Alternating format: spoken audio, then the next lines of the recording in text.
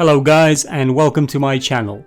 In this episode we will be finishing our sword in episode 4 which is texturing in Substance Painter. Now this has been a long ride, but finally it is over. We are finally adding the materials to the sword and calling it a complete project. I hope you guys learned quite a few things along the way. I definitely have, and I'm guessing you've noticed my introduction to this tutorial already with the dragon and the sword and the flames. I had really a lot of fun putting that together. It was quite interesting and I've learned quite a few things. The fire shader and everything else in there is particularly is made by me. The dragon itself is something that I've taken from online and just used it. I thought it would speed up my process, and which it did. So yeah, I'm really happy with how things turned out, and I hope you guys will learn more from this video. So let's begin. Okay, so I've imported the mesh into Substance Painter. Now, I haven't actually triangulated the mesh when I export it out of Blender, but Substance Painter automatically does it anyway. It works with triangles, not with quads. Doesn't really matter at this point, but as a rule of thumb, you would want to triangulate your mesh inside Blender, and that's quite simple. Just select the whole mesh, all the faces, and you have an option to triangulate them. Okay, so now we want to start baking our mesh maps. Now, one thing that I always like to do before committing to a long baking process is I like to have only my normal selected for all of the texture sets. So that's 3 texture sets, and we've got our normal selected. Then I use like a 2K resolution for this, and obviously you want to load up your high poly. Now you do have to make sure that if you're going to use by mesh name to match them, you have to make sure that the convention of your low poly meshes that you have and your high always have _low _high. So the names have to be identical, just the low poly version has to have _low and then the high _high. You can also use an _ignore BF if you've got meshes that would require it. Now at this point, we don't want to mess up with any other settings in here. We just want to leave them as they are and then bake all the selected textures just to see if we get any sort of issues. This is very important because it's going to take the least amount of time rather than committing to a full bake. So now with that done, we can have a look in here and see if we have any potential issues. And over on our head side and crystals and blade, I can't really see any real issues. Maybe a bit of artifacting on the edge, but that's bound to happen. You may have a little bit of an issue right here, as you can see, and that potentially you can go back into your 3D software and fix. So I'm guessing what happened here was we've added some extra faces, and we haven't actually smoothed them out with the rest of the mesh, and that would be the problem. But that does seem to be such a very small problem that nobody will actually ever notice it. So you've got to make sure you don't overcommit on some of these things. And then just have a look over here. Pommel is okay, handle is okay. Now this artifacting that you can see right here on the center of the pommel, again, that existed in our high poly mesh. So it's not really a problem because we're obviously going to add textures that are going to cover most of this stuff as well.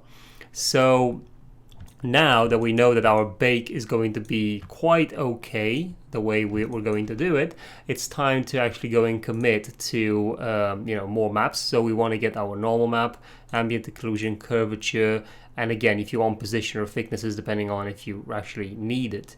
I generally get thickness as well because it takes it doesn't take long for it to bake. And then we'll switch on to a 4K map, although we're going to play around with the 2K version, but we want our bake normals to be as high quality as possible. We've got the high poly selected. Dilation width, I'm just going to leave it at the default 32. These 2 settings, you only want to mess around with them in case you look like the normal looks like it's sort of like not aligning properly with your low poly, and this can help with that, because what it does is it increases the frontal distance and the rear distance as to how the ray tracing is bouncing off to find the normal information. Then you have these 3 options again, average normals and stuff. Average normals can be something that can also help you with getting a better result in case that you don't this way. So try disabling that if you're not getting a clean result and see if it works. Now at this point we want to press the bake selected textures, and once that's finished we'll resume the video from there. So the baking is now complete, and as you can see, we have not actually used anti-aliasing in the option in here when we bake the mesh maps. So we've got this option in here, anti-aliasing. We haven't done this because normally you do want to use it, but in this instance it would have taken way too long to get the bake to finish off. And depending on how big the project is, I would definitely go with a 4x4. I wouldn't use an 8x8. Again, that would just take forever for it to bake. So yeah, I would go definitely with 4x4. Now, what we want to do is we want to start adding our base materials to these all of these meshes. So we've got 3 texture sets. We've got blade low, handle low, and head low. And as we know, the head and the pommel are together. So in order to get these to a material, I'm just going to use this iron powder coated. Now this is a material that comes in with Substance Painter, so you will definitely have it. And once we drop that in, remember this is 2K, so it's not 4K. But you know, this will ensure that we have this battered look on our mesh, and you know, it's not too reflective either. It will give a nice balance to the overall mesh. And you know, it just will look, it just looks good. Now the next thing that we want to do is we want to add another material, which is a smart material called this, you know, steel gun paint. So sorry, not matte, but painted. And we're just going to drop that on top. Now this is also a nice material. You know, we can use this with a black mask in order to give some more details over here. You can see what it does to our mesh currently, but we can take it a bit further by reducing the amount that it's affecting and just changing its colors as well. So with this selected, we're just going to add a black mask, and then with the black mask added, just right click it and add a generator, which is down here. And at this point, our entire material is gone. We can then use the generator that would best fit our mesh. So, you know, generally you want to start playing around and see which effects are going to have the best sort of option. And you've got these wear levels that you can play with. You've got contrast that you can play with as well. And each of these effects is going to add a different kind of approach to this. Now, in my, you know, for now, we're just going to try and use the metal edge, which seems to be quite nice, but we definitely want to change the color of that. So the idea of this sort of mesh that I'm doing is that it's got some type of gold pouring out of its of this handle and just seeping in through the head as well, and through the blade at some point as well. So this is why I'm going to open this folder. This is a group, so this is how these smart materials work. Like they're a combination of different materials to make one. And then we have over here the color. So the color, you can change this. This is a gray, you know, a dark gray at the minute, so we can change that to, I don't know, let's try a bit of a golden effect, and you can see it over there right now. That's the effect that we're getting. And then we can take the second color as well, and we can use the eyedropper to match it with the other one. And as you can see, it just brings in a lot more of that yellow. If we don't, it just leaves it a bit of a gray. So for now, we're just gonna use it like that. I think it's going to be looking okay the way we've got it. And you know, I think this needs to be tweaked further down, you know, further as we go through the modeling, you know, the texturing stage. So let's work on adding some burnt flesh to our model as well. So one thing that you want to do is go on Open Substance Launcher, which is the place where you can get most of the textures that I'm going to be using today. Again, you could make them if you wanted to, but I think getting them from an actual, you know, from the library that's available to you is definitely a lot quicker and a lot better. I mean, unless you're a texture artist, then there's no real point in starting to make all the textures that you could potentially just find in their application. So I've just got Substance Launcher now opening, hopefully today. And while we wait for that, let's just start laying down the foundation for the other meshes as well. So the handle itself, I'm just going to select it over here. We obviously know the horns in the handle and these crystals are on the same layer. Now what I have is, I have got this material called, material, not smart material. It's called gold ore, which again you can get from here. So on the Substance Launcher, you go into Substance Source, and then you type in the models that I'm going to use. Now this is a huge library here, and it comes free if you pay a subscription to Substance Painter, which I do. So that's the gold ore, that's the gold ore texture, and I've already got it over here, so I'm just going to drop it into my handle. And you can see how this looks like, which I really like it. Obviously the horns and the crystals are not going to be made out of this material, but the rest of it will. Okay, so with this material added, I can also add a gold leaf fine, which is again something that you can get off the substance source. I'm just going to put it above and then add a black mask. And with the black mask added, I'm just going to put a new generator. And in the generator, I'm going to use metal edge like that. And now I want to play a bit with the settings. So I want the contrast to be quite high. And then I will take the wear level down to the point where I only got these edges sort of like highlighted by the gold, as you can see. So this just gives it a bit more texture to go about. I think it just makes it look a bit more interesting as well. And you know, again, because it's procedural, I can still play around with it, but we obviously don't want the horns to have this. So what we can do is just add the iron powder metal as well, and then add a new black mask. And rather than painting on things or anything like that, we're just going to go into you know, we've got that black mask, we're just going to go into this tool, polygon fill, and then just press F3 on the keyboard to see the UV. And then if you got this option, the UV chunk fill, and you select the horns, and it will just display on the horns now, as you can see. And that's okay. Now this material is identical to the one underneath it here, but the only problem that we have on the horns is that the this height information from below is actually being seen through this iron. So what we can do is, if we switch over to height over here, if we switch our layer channel to height, and then we say I want it replacing, so the height of this channel is replacing anything underneath it, then you can see that now we have some clean horns over here, which is exactly what we needed. Okay, so now the next one, you know, if we go back to our head to add the burnt flesh, again, you can type in burnt flesh. I think that's the way to find it. So let's have a look. No, it seems not. Let's just type in flesh, and that should definitely bring, yeah, there we go. So we got flesh carbonized, which is quite good. That's what we're going to use, and I've got it already over here, so I'm just going to drop it probably underneath the steel gun painted like that, and just ensure that it's not actually part of the folder of steel gun painted. And as you can see, it's now coming out everywhere that this layer is not applying to. So that's this one we definitely need to start painting in. So to begin with, I'm just going to switch it to a scale of 5, so it's smaller. And then I'm also going to make the red be more hot, like that. I know maybe it's a bit too hot, but it's all about your sort of need of how this needs to look like. And you can see where the burnt flesh is going to fall if you're adding a black mask and you're going to start painting with it. So, you know, if you add the black mask, that is, you can also use just a normal layer and just paint it in, which will look different. But you know, in some cases you may want to change the projection to maybe a triplanar, but that's not going to work in our advantage, as you can clearly see. So we're just going to leave it for UV projection. And you know, we can play with the scale and change that a little bit, the texture of that a little bit, so maybe something like that. Yeah, that will probably look a lot better.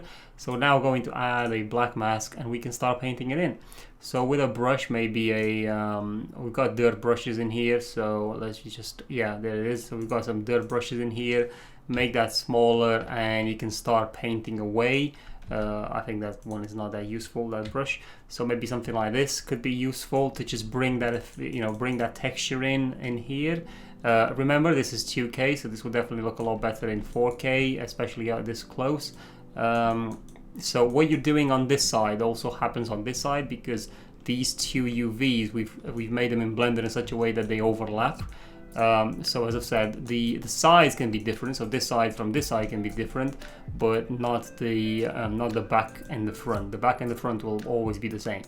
Now, what I would also do with the layer selected, go into the technical parameters and just put the height position lower, which then means it sinks in. So as you as you unveil this texture that's now masked, you're basically sinking inside the mesh, so it looks like the metal is above this, which in essence it should be.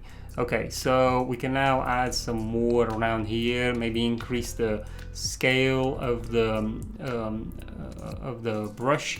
Now, one thing that I want to note is the fact that I'm using a mouse to paint this in at the minute. I'm not actually using a pen. I could do, but to be honest, in many cases, like whenever we're using procedural textures, it's not that difficult to just use your mouse to do a lot of this.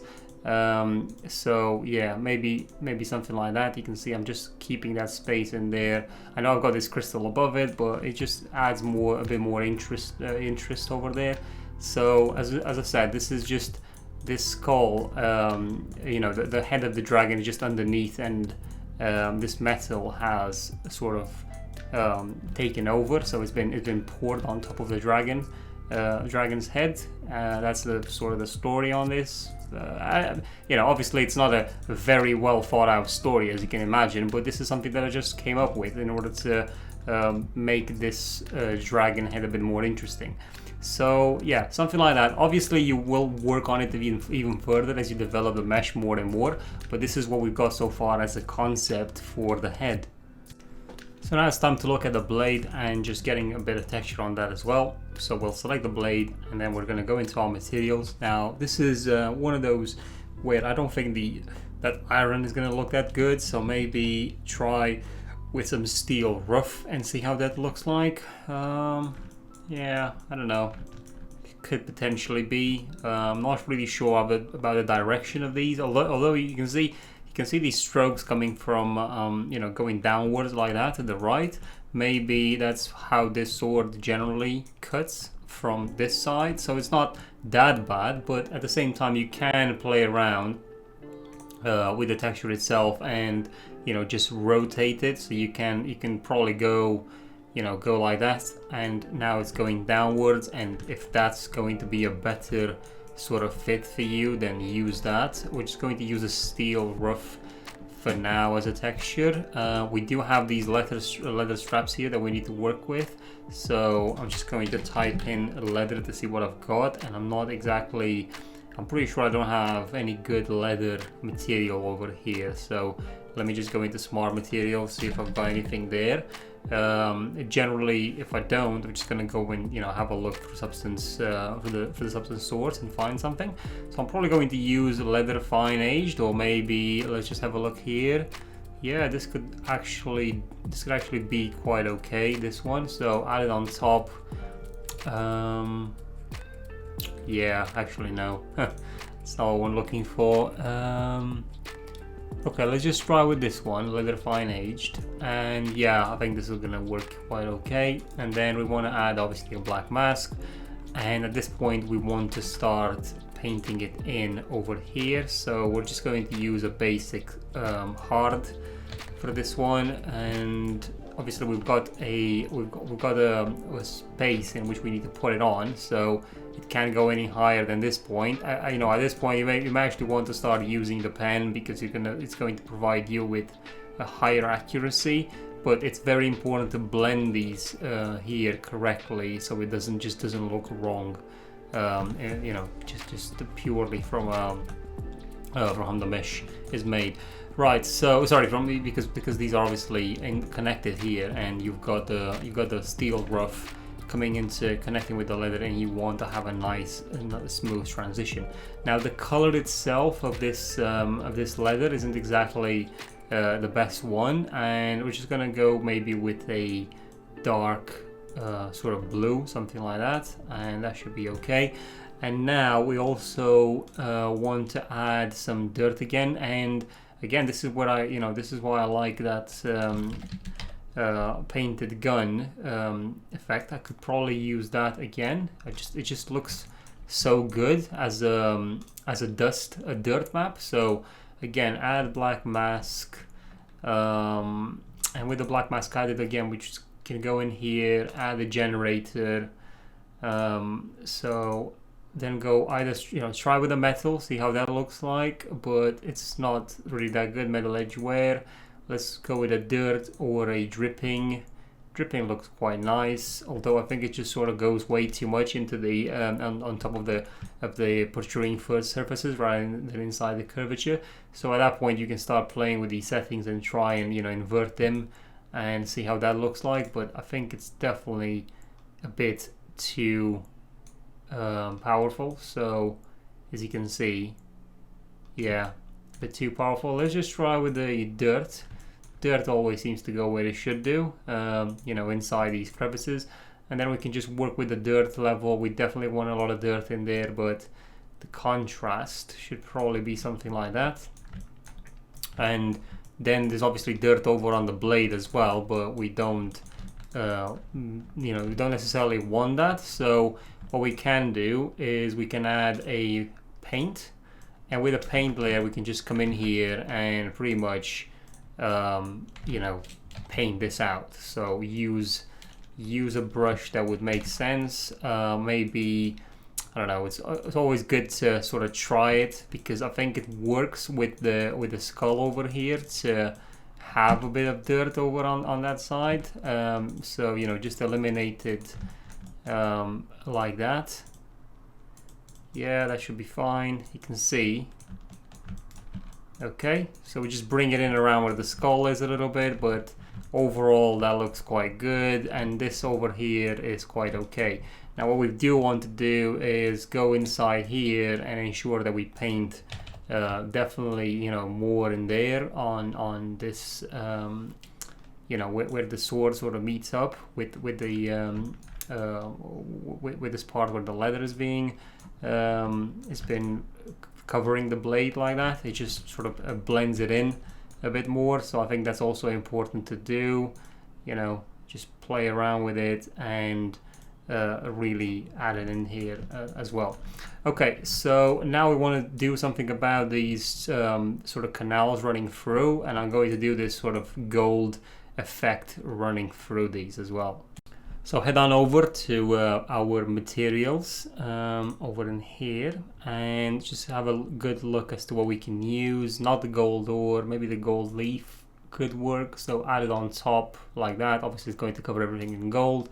Add a black mask and then see with a generator if we can sort of get it in there, just get it inside these areas. And the metal seems to be okay, but the inverted part looks to be a lot better. Now also what we want to do is we want to ensure that a black mask is properly selecting the area that I want it to affect. So this is a bit tricky because what happens is you can't really tell it what not to affect. As you can see, I've got a bit of a problem here because I've got that generator which is basically telling it where to go and what to do, and this is why generally you do want to come in here and add a paint layer. You can go on it and then you can start sort of like painting it out of your mesh. So you get a hard brush and sort of like you can paint it out of any area that you got it into. Like that, and obviously like I said, we don't want it on the sides or anything like that. We just want it inside that canal running across in the sword. So see, I've already messed it up by affecting way too much. Sorry about that. Right, so whatever I'm doing on one side happens on that side as well. So this is the area that I want to sort of get the gold out of, like that. Okay, and from this side as well, it's going to be one of those things where you definitely need a pen in here to properly do this, or you can just use shift on the keyboard to make some nice transitions. So for example, if you click over here and then shift down, you can see how you're making straight lines, which should overall make life a lot easier. But you can also go into UV mode, and then in UV mode just delete it off. You should be able to delete it off. Now I can see what's happening here is as you delete it, if your cursor is going over that, it will affect the blade itself as well, just because the way it's calculating is if you're painting over here, it's sort of thinking that you're painting outside. You can see that, right? You can see how it's affecting that place as well. So if you're not careful, you've got to be very careful where you're going to paint.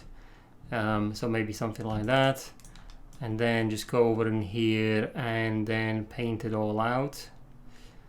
I can't remember, there was definitely a way to do this without having to manually paint, but this is the most straightforward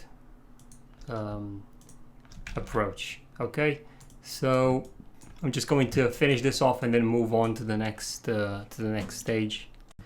Okay, so now with that done, we've got this sort of golden trail running about over in here, and now we've got to deal with these horns, for example. So we're going to select our handle, and we've got the gold ore, which is affecting these sides. Now I want it to also affect part of the horns. So I'm just going to, with this iron over here, I can come in and sort of like, delete it off, basically from this. So what I want to do is just go around and have a look as to how I can sort of bring it back in.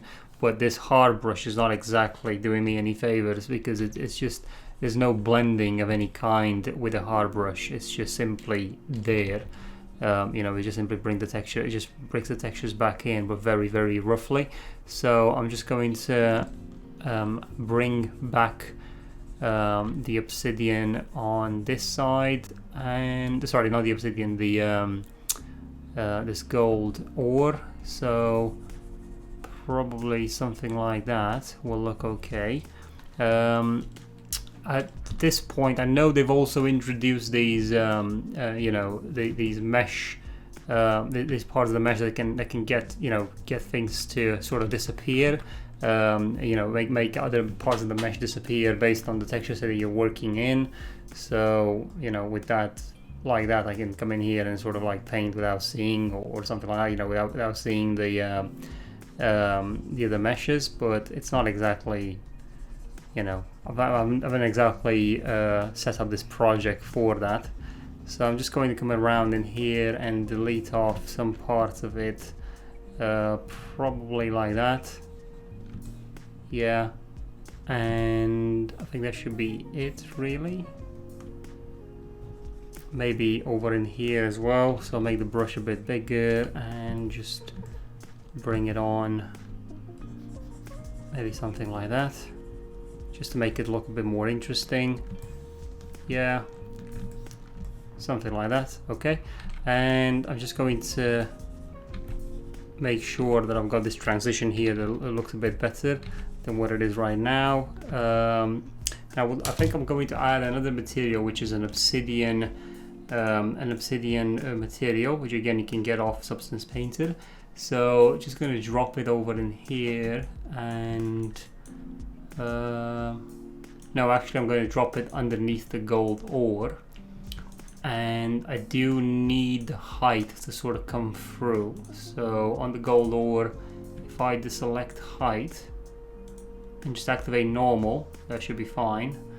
I'm just not particularly sure about the color. Right, so let me just bring the obsidian and deactivate the color on it.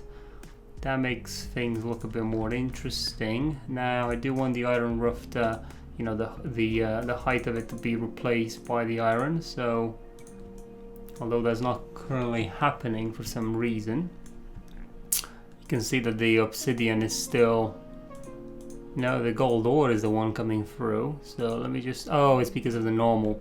Right, so if I leave the normal, and yeah, I'll leave the height as well, just to make it look a bit more stony. And then the iron powder, we want the normal to be replaced as well, wherever this is being shown, like that. You can see now it is properly deactivating that side. And one thing I don't like about this gold ore is, I think the roughness of it is just way too rough, so to speak. So we may want to play with this a little bit, just make it extremely rough, see what the difference is between very rough and minimum roughness as well. It is taking its time to change for some reason. I'm not really sure why. So okay, this to me looks like it's lost its roughness, and moving it to the left side, well, it's a bit difficult to see, isn't it, unless you move the light around. But yeah, I think this is how. Let's just see this effect here. Yeah, we'll leave it like that. You see, it's really shiny now, but it sort of goes well with the shininess of the other parts of the asset as well. So I'm not sure about the normal though. Do we want a normal on it and height, or just I think we're just gonna leave the normal without the height information on. Okay, so that doesn't look too bad actually.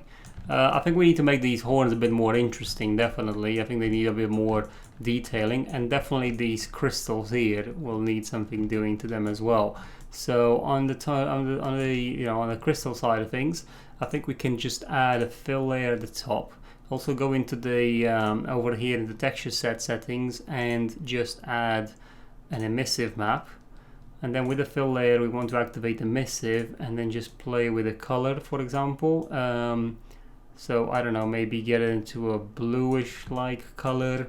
Obviously we want this to only apply on these crystals.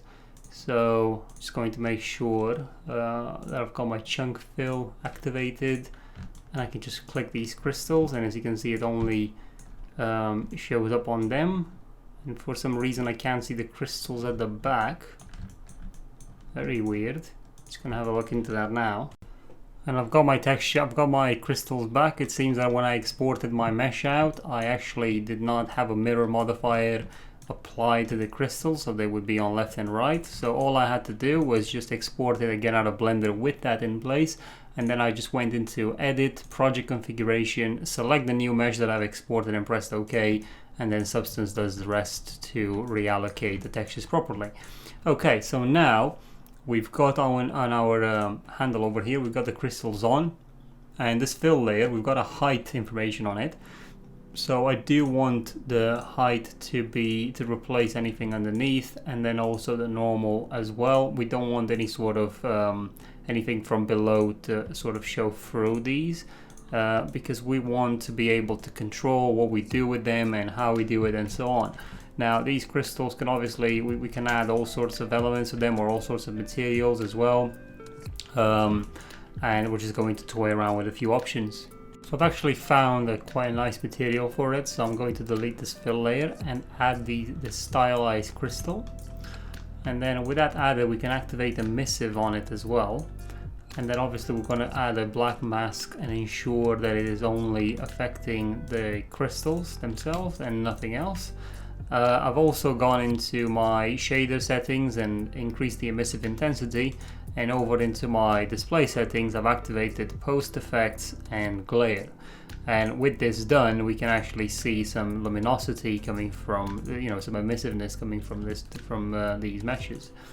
And now with that crystal selected, we can start playing a little bit with its settings. So maybe, if we increase the luminosity of it a little bit, we can see more power coming from there.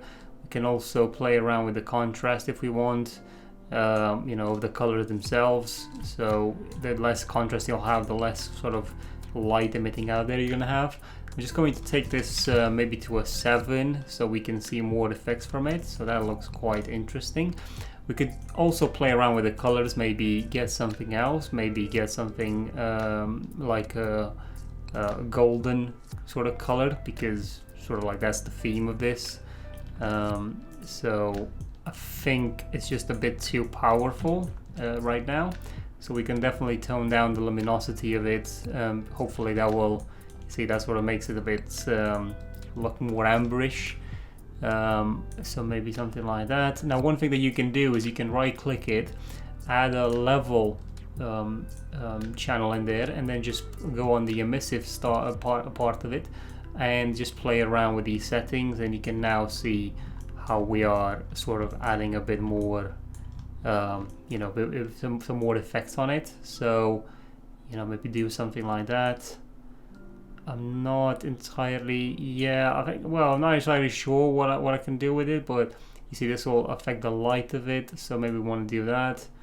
And then probably something like that will look quite nice. You can see it's not too bad of an effect actually. And one thing that we can also do is copy this exact material as it is, just right click it and you can copy, go over to our head and just close this folder and paste the new material that we've got. We also want to come up here and add a new map, which is obviously the emissive map, otherwise we won't have it for the head either. And this is how it looks like on the head. Obviously there's a lot of light here, a lot more than what we want.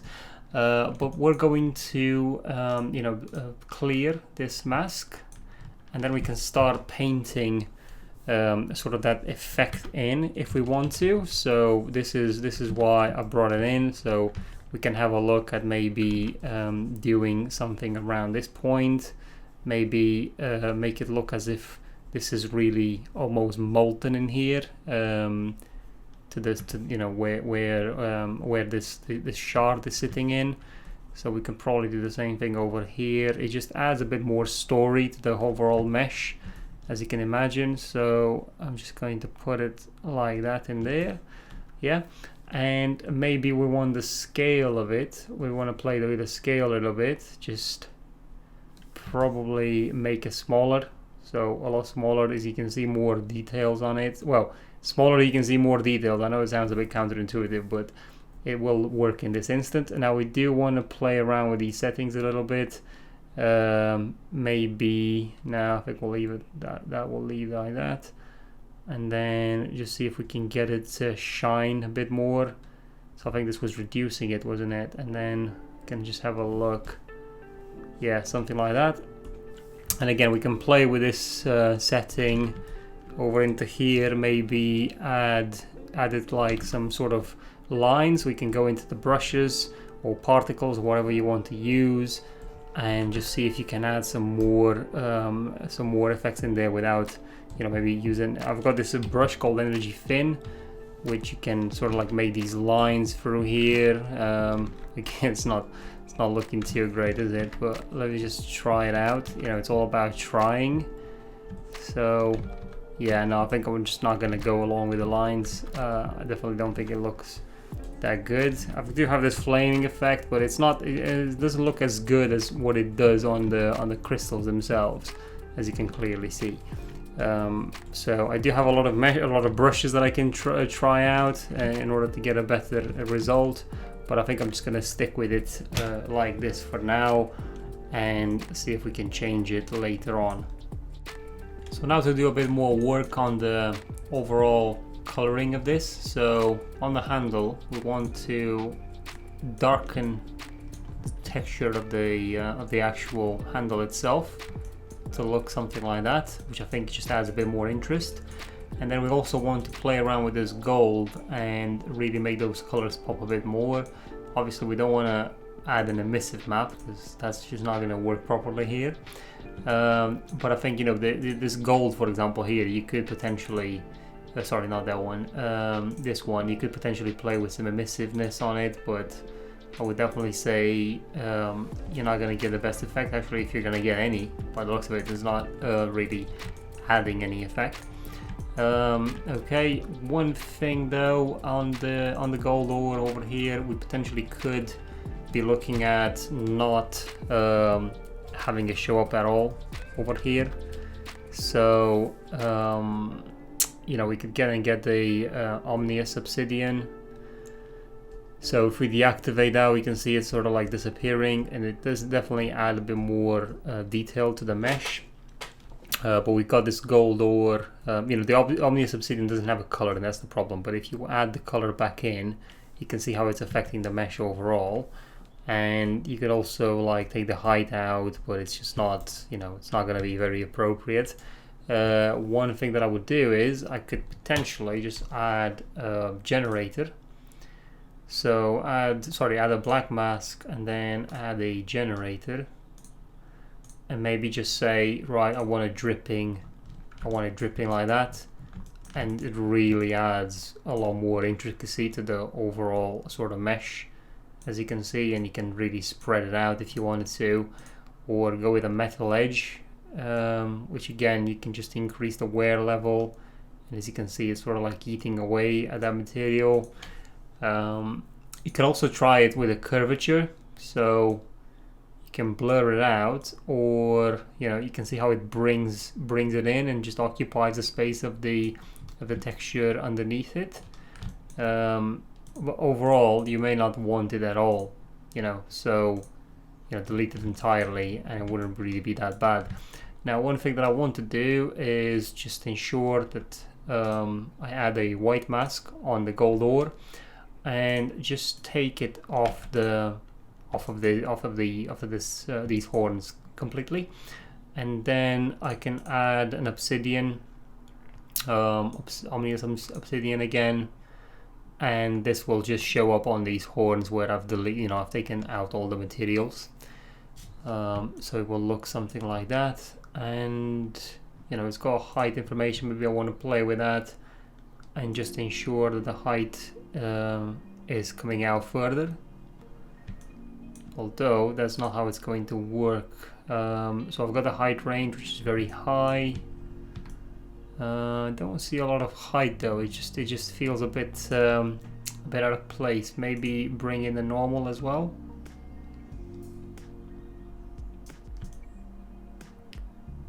Yeah, with the normal seems to be a lot better, but obviously we don't want it to affect the gold ore, so we could potentially just put a gold ore above. Make sure that the height of the gold ore is replacing what's underneath, and also the normal is replacing what's underneath. Still doesn't seem to be completely replacing it, which is a bit of a shame. Okay, very shiny, isn't it? Very, very shiny, as you can see. I just don't really understand why it's not completely replacing it. It's not too bad. It just feels weird that it's not replacing it as well. Okay, so I think these horns look better with the obsidian on them than what they did with the gold ore. I do have this gold leaf that sort of shows up in here as well, which is not too bad. It just gives a bit more streaks, and what we need to do now is just add a bit more detail on this iron rough, as it's clearly lacking it. On the other hand, I could just take this above and that adds some detail in there, as you can see. Potentially could be okay like that. I don't know, it really depends on what you guys think as well. I think the sword is almost ready, although it does have this sort of like really repeating pattern here, but it will definitely look quite good in a render. So actually we might actually just do a use it for a render in the upcoming future, just to see how that looks like. One final thing that I'll do here is, with my handle selected, I'm going to take the gold ore and just really bring it down to a 2. And then this gold leaf fine, I'm just going to take it down, so just until you can see it on the edges. So this is without it completely, and this is with it.